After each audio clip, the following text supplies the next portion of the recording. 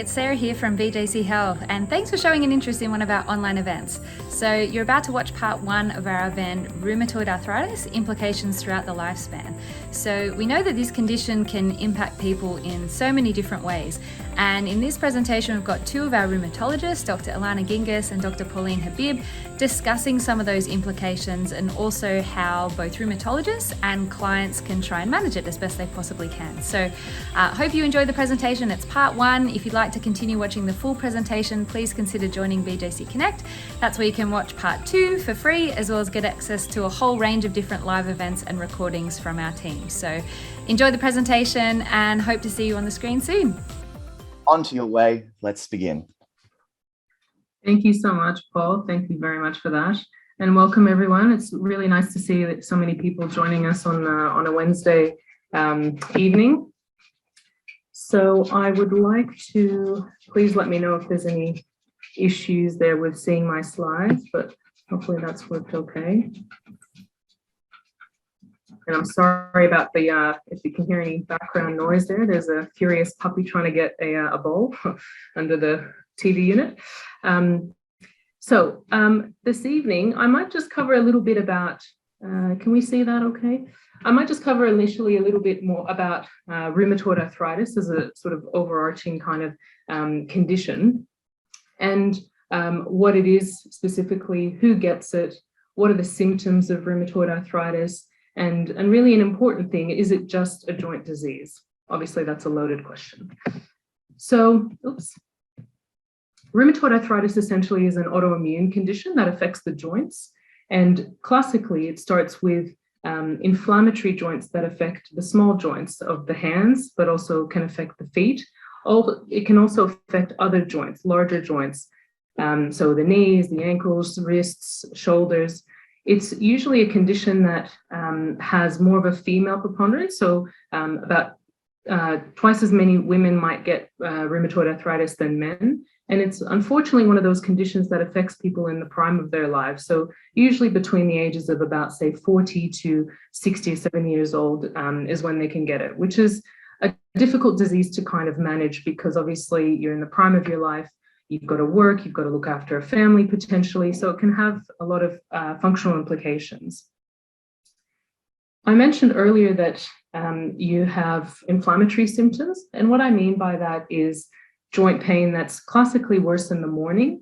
There's stiffness, where I generally describe it as difficulty feeling like you're stuck in gel and it takes you a while to sort of loosen up in the morning, usually about, say, half an hour. But sometimes in the early stages, it might just initially begin with a few minutes, and gradually, as the disease becomes a bit more apparent, it can be longer. But generally, that stiffness improves as you get going, as you move. So certainly with movement compared to at rest, you feel better and looser, and there's less pain. Sometimes there can be gross swelling of the joints. And I mean, essentially, you can notice, a very puffy knee or a very puffy wrist, and you aren't unable to move it, or it feels quite stuck. Sometimes it's not as evident if there is swelling, because the joints are quite small, or for example, there's not a lot of inflammation in the joint at the time. Some of the possible risk factors, a lot of people ask, why did I get this? How come I've got this disease and no one else has got this disease in my family, for example? And that's a difficult question to answer, because there's no one particular cause for rheumatoid arthritis. Usually there's a combination of some genetic predisposition, even if that doesn't necessarily mean that you've got, a relative that has it. Obviously, having a relative that has rheumatoid arthritis increases your risk of having it, but it doesn't necessarily mean that you'll get it. There's also some environmental factors that can increase your risk of developing rheumatoid arthritis. One of the common or strongest risk factors is smoking, because that affects essentially the pathophysiology, or the way that rheumatoid arthritis can develop. And other sort of potential risk factors or things that are associated with rheumatoid arthritis includes your particular diet. So a high quality diet, you'd have a lower risk of rheumatoid arthritis compared to someone who has a poor diet. There is some association as well with obesity. But those are just a few examples. As I said, there's not one particular thing that will mean that you will develop rheumatoid arthritis if that's present in your life. I've got a diagram here on the right-hand side of joints, essentially, that can be affected. So we call these, if you can see the arrow, we call these the proximal interphalangeal joints. And usually this is how we see rheumatoid arthritis these days. If you go onto Google, which I don't suggest that you do, but if you do go onto Google Images, you'll find a lot of images of hands that look like this. And this is very severe deforming rheumatoid arthritis that was seen a very, very long time ago, before we had really good drugs to manage and treat the condition to reduce the inflammation, so that we don't actually get to this stage anymore. It's very, I want to say, rare for anybody to present in this kind of situation where it's very deforming. On the bottom of the screen, we've got a little dialogue there. And often a lot of people find that there's quite a bit of a struggle in terms of managing their day-to-day lives. They function, they work, they have to look after a family. And then on the other hand, things that most people don't see is the struggle that they have to deal with living with rheumatoid arthritis, both in terms of pain, stiffness, the functional aspects, and also the other implications of having rheumatoid arthritis. And some of that I'll touch on shortly. I've also included here a diagram of a number of different types of comorbidities or other associated conditions that can occur as a result or in association with rheumatoid arthritis. It is overall a systemic condition, so it can affect any organ essentially, but usually it can affect things like the eyes, the lungs, the brain in terms of stroke, and that's more of a vascular problem. Issues with diabetes, osteoporosis, heart disease. A number of people will also describe anxiety and depression. Sometimes that's related initially to the uncertain stage of the disease where, there's no diagnosis as yet. And so there's a bit of a process in terms of trying to understand what's causing their pain. Sleep is a massive issue as well. A lot of people have difficulty sleeping because they wake up early in the morning and they've got pain or stiffness, or pain just generally affects their sleep as well. So it can have wide-ranging effects. It's not just a joint disease.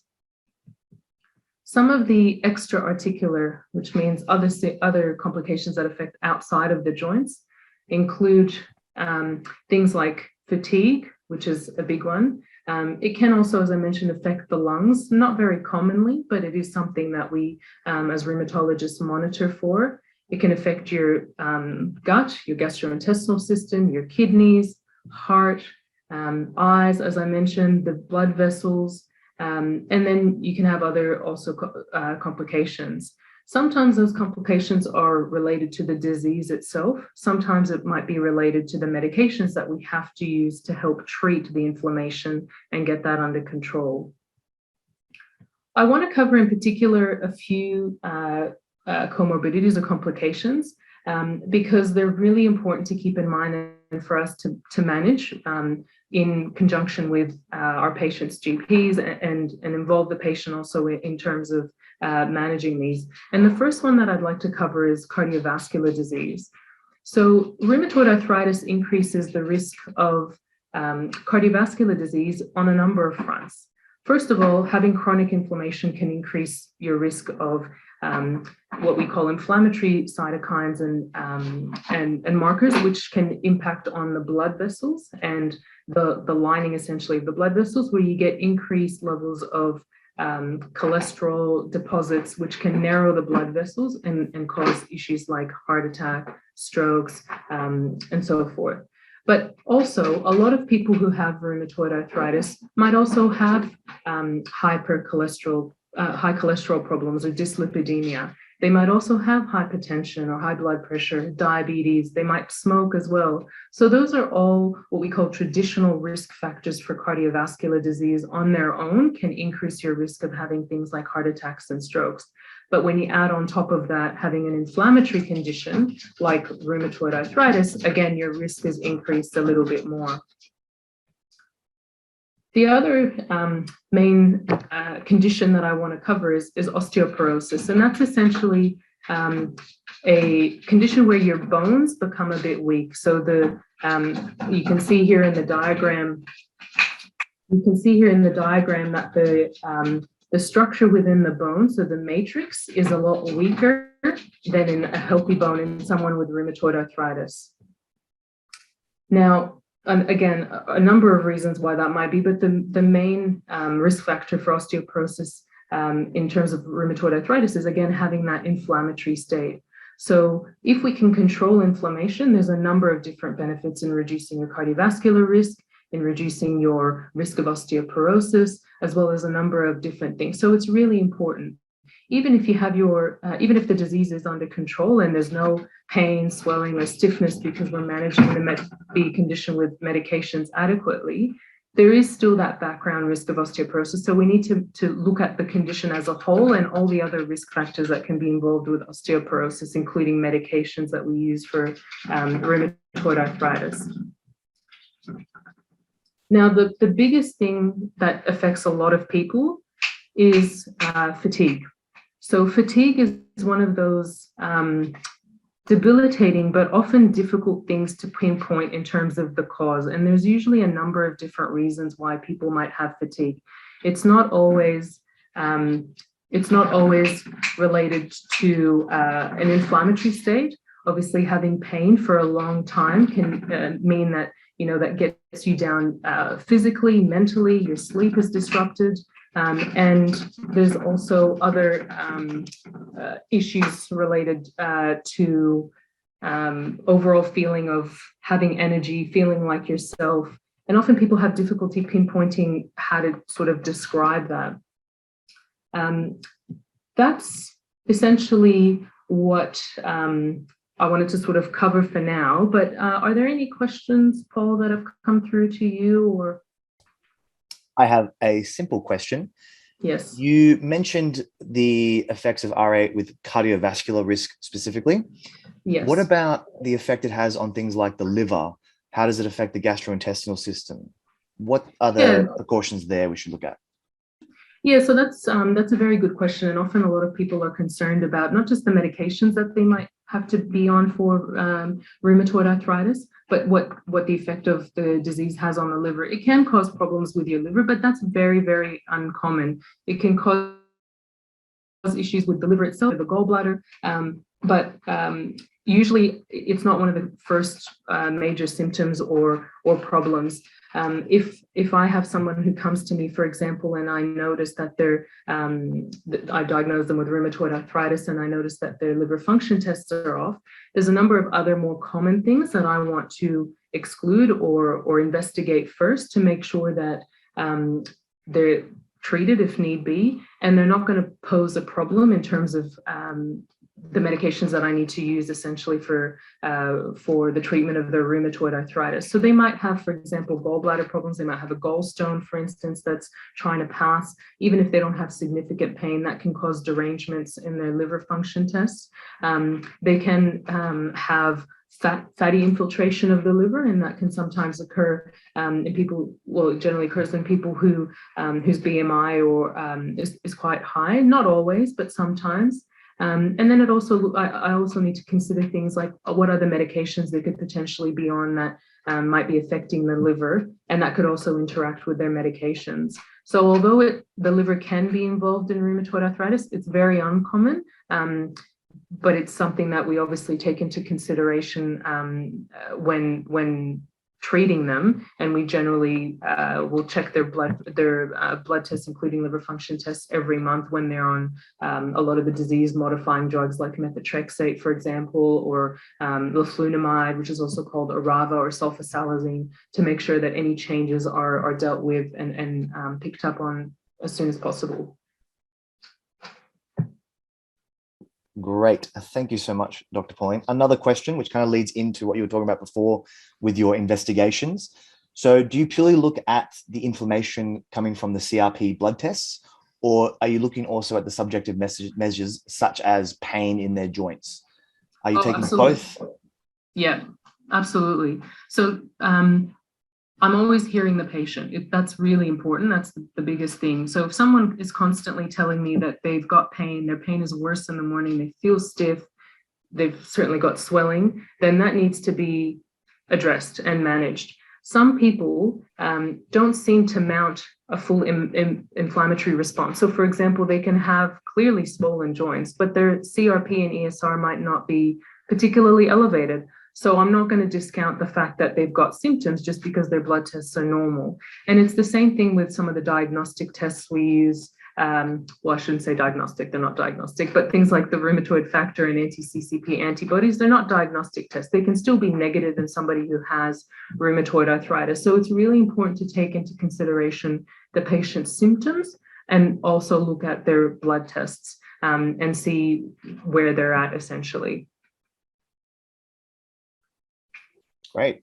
Thank you, Dr. Pauline. There is one more question from Uma, just asking about the side effects of some of the injections, specifically Simponi. Sure. So Simponi is otherwise known as golimumab, which is what we call a tumor necrosis factor alpha inhibitor. So it acts on, sorry, just 2 seconds. Sorry about that, slight choking hazard for the dog. So it's a tumor necrosis factor alpha inhibitor, which is a medication that we can often use for rheumatoid arthritis, and it really helps. And usually the main side effects that we warn patients about are going to be things like injection site reactions. So that's where, because it's an injection, depending on whether you keep injecting in the same site or you alternate, for example, you can get redness, a bit of swelling, a bit of pain. And usually that's related to the timing of the injection. If you've just done it straight after you've taken it out of the fridge, for example, and it's still quite cold, as opposed to injecting at room temperature, if you inject at the same site. Some of the other side effects that we warn people about are things like infection. So obviously having rheumatoid arthritis increases your risk of infection potentially compared to somebody who doesn't have rheumatoid arthritis, but these medications have an additive role on infection, and they can be the usual run-of-the-mill sort of things that, you know, somebody who doesn't have rheumatoid or is on these medications might have, or it can be unusual types of things. And we screen everybody for hepatitis B, hepatitis C, HIV, tuberculosis, all of those infections, which can be a problem if they're kind of laying dormant or people don't have symptoms, but they might have the bacteria, the virus, and they reactivate once their immune system is lowered with the medication. Some of the other more uncommon things, but people should be aware of it, are some patients can develop a lupus-like reaction. Some people can have problems with what we call demyelinating conditions, so multiple sclerosis, for instance. Again, all of that, the risk of those things is very, very low, but it's something that patients need to be, I guess, aware of. The risk of things like cancer is obviously a little bit higher than someone who's not on these medications, but it's not an overwhelming thing. So, you know, if you're in the whatever age group you're in, you need to have your age appropriate screening for, you know, breast cancer, colon cancer, those kinds of things. Skin cancer, of course, skin checks. Yeah. No, perfect. Thank you very much, Dr. Pauline. There are some other questions, but we're going to move on because I think some of them can be answered by Dr. Ilana next. And Dr. Ilana, feel free to take it away. Thank you. So sharing screen. There we go. Is that on? Everyone said excellent. So Pauline, thank you for that excellent overview about rheumatoid arthritis. And, you know, we're going to talk about, it's a big topic, you know, so rheumatoid arthritis throughout the lifespan. So I've called it from the cradle to the golf course. But obviously, we're not only going to be able to really touch on certain points in time for people with rheumatoid arthritis. So there we go. So, you know, we know that rheumatoid arthritis is a chronic condition, but it will change over time. And it's really important to understand that it can affect people of all ages. And the symptoms are going to depend on how long have you had rheumatoid arthritis for? When were you diagnosed? How quickly were you treated? And people who develop rheumatoid arthritis, 30, 40 years ago are going to have a completely different condition than someone who's been diagnosed more recently. We didn't have such good medications, back in the day. We've probably only had really, really good medications in the last 15 years or so. So, it looks like a different condition. I'd like to actually throw out some questions, and I hope that you guys will use the chat box because I want to hear from you. So particularly some of my patients, I know that they've had rheumatoid arthritis for 40 years. What have you seen change over the years? How has your rheumatoid arthritis changed? How has the treatment changed? Because we're now very focused, not just on symptom control, which is obviously very, very important, but we also want to avoid joint damage. And the good news is that if we can get things under control quickly, we know that will avoid joint damage later on. And this is a big message that we try and talk to people about because we really want to aim, and particularly if you've got rheumatoid arthritis when you're younger, we don't want you to get any of this joint damage later on. And we feel that with the right treatment, we can control that.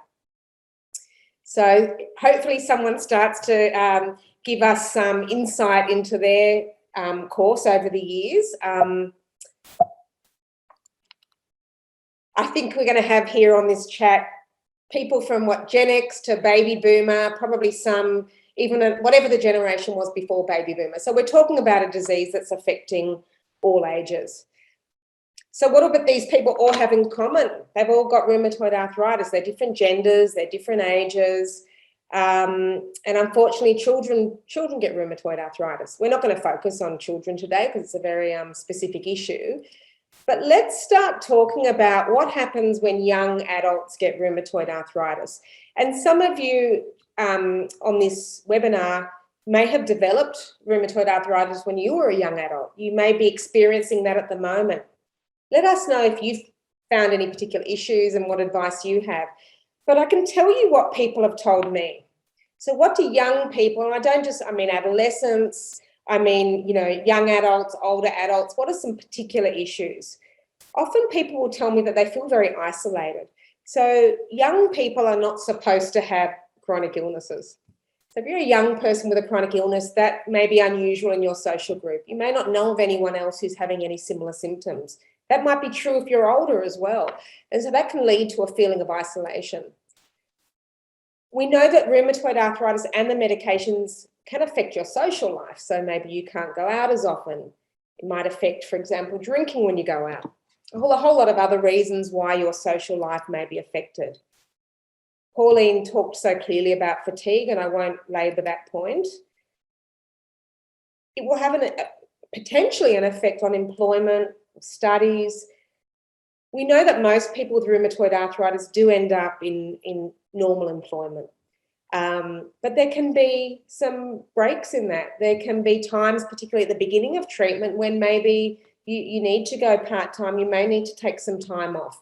You may need to have some modification of your studies. And just know that that can be normal part of the process and you can get support with that. Travel can be affected. There's a particular issue when you're younger. Not so much at the moment with COVID-19. We've sort of all forgotten about travel, but for a lot of us, that's a really important part of our lives. Always think about insurance. So travel insurance, life insurance, these are all issues that you're going to have to start grappling with. Starting a family, which I'll talk about a little bit more. Paul, is there anything at this point in the chat box, any great insights from our patients? We do have a Gen Y that was diagnosed with juvenile RA from their teen years, but was only recently diagnosed now. So, yeah, not one I've seen myself in the clinic. We have, some of my patients, and there might be some watching this now, who've had juvenile rheumatoid arthritis but are now 60. So they've got a very, very long history. There are old timers, that they've been through this for a long time and they can probably give other patients good advice. So that was part 1 of rheumatoid arthritis implications throughout the lifespan. I hope you enjoyed it. If you'd like to continue watching the presentation, then you can consider signing up for BJC Connect. It's our online platform where you can continue watching the presentation as well as get access to a range of different live events and other recordings that might be of interest to you. So thanks for watching and hope to see you again sometime soon.